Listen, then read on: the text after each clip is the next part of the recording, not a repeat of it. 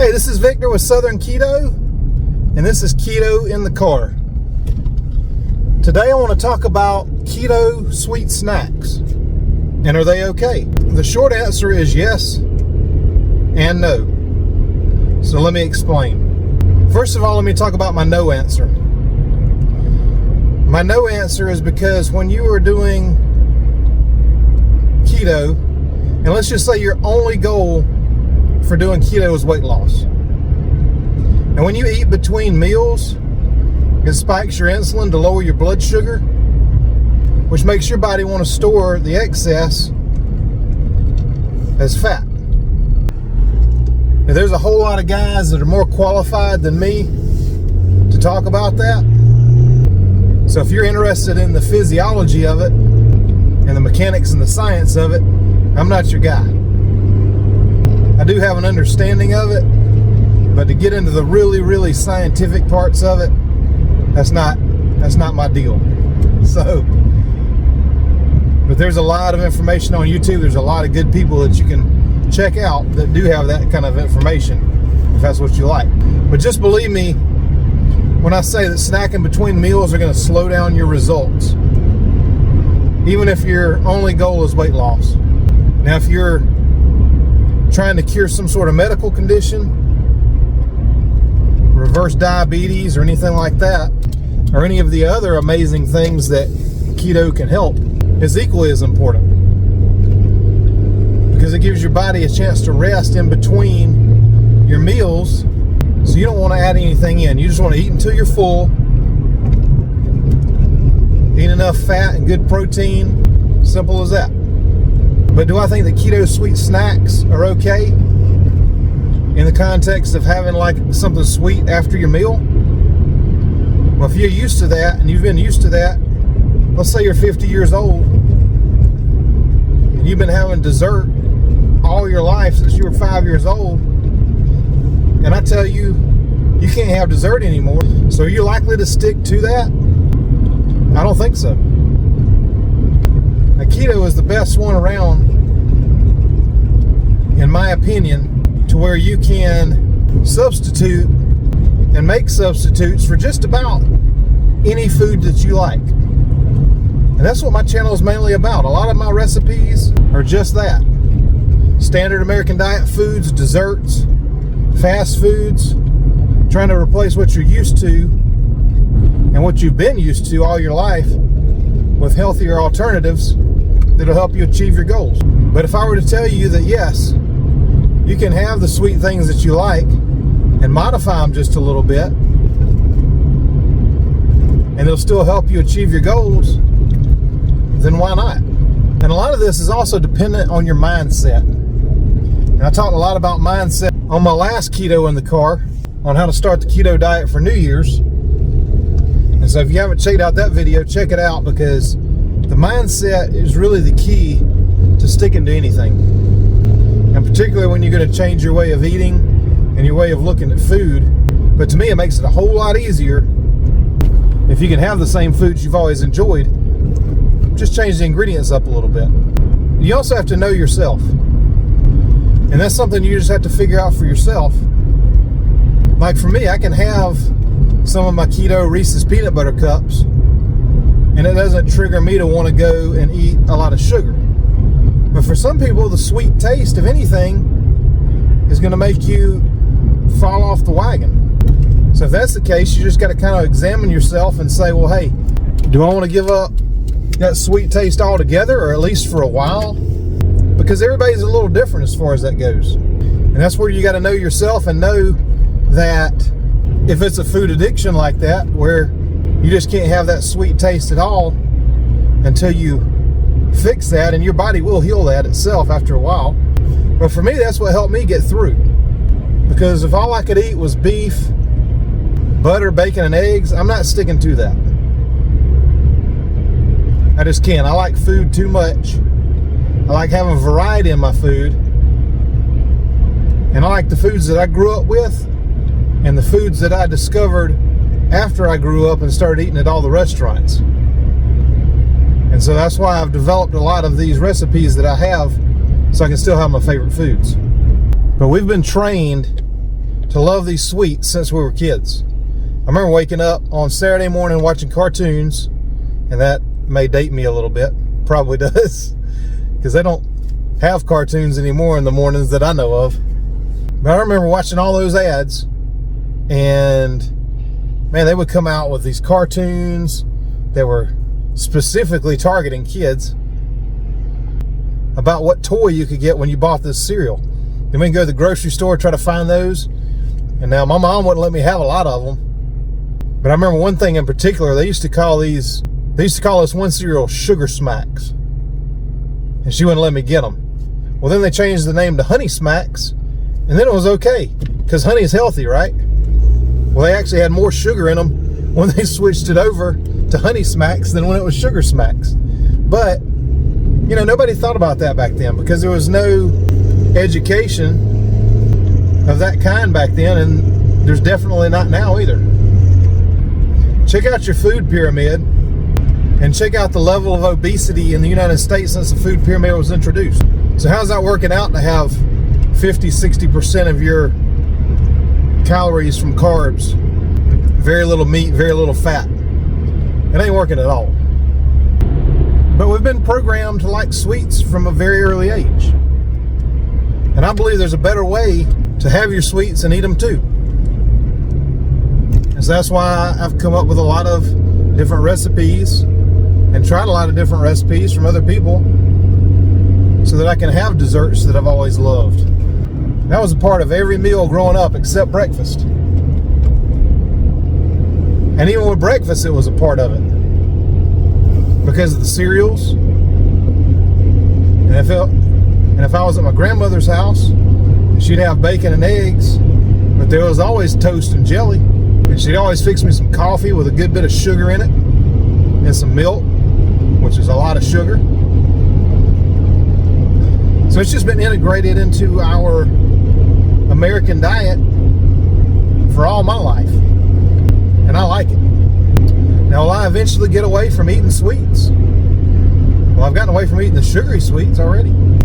But maybe one day I just will feel like, hey, I don't really care for that anymore, but I haven't gotten to that point yet. Keto sweet snacks, but not for snacks. I'm gonna make them for desserts. So if you got the discipline to eat those, and it won't make you fall off the wagon and start eating unhealthy things, then I would say by all means, go for it. Why wouldn't you? I lost 75 pounds and cured all kind of health conditions that I had, and I ate those the whole time. Early on, I was eating a lot of fat bombs. I don't do that as much anymore, and I'm going to come out with some fat bomb recipes, so watch my upcoming videos for some of those, because to me, when you first start keto, the sweet fat bombs really, really help. It not only helps to keep you full, but it satisfies that sweet tooth until you transition over to being used to not having that anymore. And when your taste buds change, the sweeteners that I use taste sweeter to me than the sugary ones did. I'll give my son some of our keto desserts, and he's like, wow, that's sweet. And he's used to eating all the sugary stuff. Or he'll try a Zevia, and he'll be like, wow, that's really sweet. And honestly, I didn't even really have soda until I started keto. I'd have something every once in a while,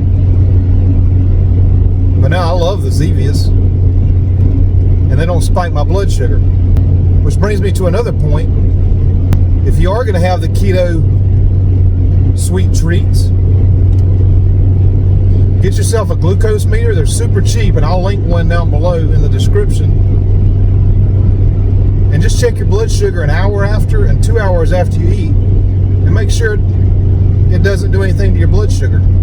If you've ever checked your blood sugar after eating a sugar-filled dessert, your blood sugar skyrockets, which means your insulin skyrockets, which is terrible news for losing weight. Now, a lot of the guys in the keto community, and especially the newer carnivore community, are going to say, no, Don't do the keto snacks. Don't do the keto desserts. Don't do any of that. But that just brings me back to the first point of why most diet plans fail. And this is not a diet plan. It is a diet. It's a keto diet. But it's a lifestyle. It's something that you can follow and still enjoy the foods that you love. So if somebody tells me, no, you can't have that, that doesn't sound like something I want to do. I've always been stubborn like that. So if you tell me I can't do something, then that just makes me want to do it more. But that's a whole other video. But my question to all those guys is, if a person is eating a standard American diet and they can change over to a keto diet and basically eat the same foods that they've been eating with different ingredients, prepared a different way, and it'll help them stay on track, why wouldn't you want that for them? Is there some kind of agenda that you're pushing to where you don't want people to have the foods they enjoy? Is it a control thing that makes you happy if people are under your thumb? I don't know. That's probably a whole different video as well. But in my opinion, the best way to stick to something reminds me of an old Pearl Jam song lyric that says, I changed by not changing at all. And if you're following a keto diet, you don't have to change at all. You just have to modify some ingredients. Now, we'll amend that and say that if you've got some serious health conditions, the simpler you eat will be better. But if you can't stick to it, it does no good at all, if that makes sense. So are some keto desserts and keto sweets okay if it keeps somebody on track? I think it is. I know it helped keep me on track. And I understand some of the doctors and things will say that you can't do this and you can't do that, because that's how they're trained. Don't do this, take this pill. But one of the oldest sayings about food and medicine was Hippocrates. And he said, let your food be your medicine and your medicine be your food. But somehow over the years, the medical community has gotten away from that. And as now it's, let your pills be your medicine and your medicine be your pills. And it doesn't matter what you eat. This is getting a little off on a tangent here, but look at the American Diabetes Association diet. And go through there and see how many sugary desserts they say are okay. Look at all the dishes that they have on their website with rice in them. And diabetes is too much sugar in the blood. So we're going to add sugar to the blood? Does that make sense to anybody? But if you take this pill, just eat what you want and keep that under control, because there's nothing you can do about it. That is a lie. That is an absolute lie. You can reverse these health conditions and you can heal yourself. You can lose the weight you need to lose, and you can change by not changing at all, just making some tweaks. Now, some of the sweet things to me are okay every once in a while. One of them being sucralose. Sucralose has been shown to affect your stomach's gut health. And I do think that a lot of your health overall begins on how your gut health is. How much healthy bacteria you have versus not healthy bacteria. And sucralose has been shown to affect that. So sucralose is not something that you want to eat every day. And be careful with a lot of the things, because a lot of the sweeteners are actually just maltodextrin with a little bit of the sweeteners that are okay mixed in with it. So always check your labels. And I'll tell you, one of my favorite ones right now is the Splenda Magic Baker Blend. Now, Splenda is one of the ones that I was talking about. It's basically maltodextrin. 99% of it's maltodextrin with a little bit of stevia thrown in. But now their Magic Baker Blend is phenomenal. It's a combination of erythritol, allulose, and stevia with no fillers. So that's the one that I recommend over all the rest. And they've got like a confectioner's sugar, and they've got a brown sugar, and I'll put links to all those down below, because that's what I use pretty much exclusively once they came out with it. I don't know why their other products were so bad, but I guess maybe they started listening to feedback, because you know, the louder you get, the more people tend to listen. And so if the keto community, the diabetic community that knows how bad some of those sweeteners are, reached out to those companies, they changed. Maybe they did it on their own. Maybe they were figured that, hey, this is a good thing. It's not going to spike people's blood sugar. And so we're just going to come out with this. So maybe they did it on their own. Maybe they didn't. Doesn't really matter. I'm just telling you, it's a great product. And all my recipes use that. Well, I hope this helps you. I've had a lot of questions about keto sweet treats, keto sweet snacks, keto desserts. Are they okay? Are they not okay? And I'm just going to tell you, as long as your mindset's right, it's not going to derail you. And I'm going to say, have your keto desserts. Have your keto sweet treats. Have whatever it takes to keep you on track. Just try not to eat them between meals. Once you get keto adapted, you will be fine between meals. Initially, you may have to do something like a fat bomb between meals, but your end goal is to not snack between meals. Have a little bit of that keto dessert after, and enjoy your keto journey, your keto life, and all the benefits that it brings with it. I hope y'all enjoyed this video, and if you know somebody that you think it would help, please share it with them. And all your likes and comments really help me out to spread this message to people that think that the keto diet has to be restrictive and all you can eat are steaks and sticks of butter. And I'm here to tell you that is not the case. You can achieve your goals and you can be happy at the same time. So I'm going to wrap this episode of Keto in the Car.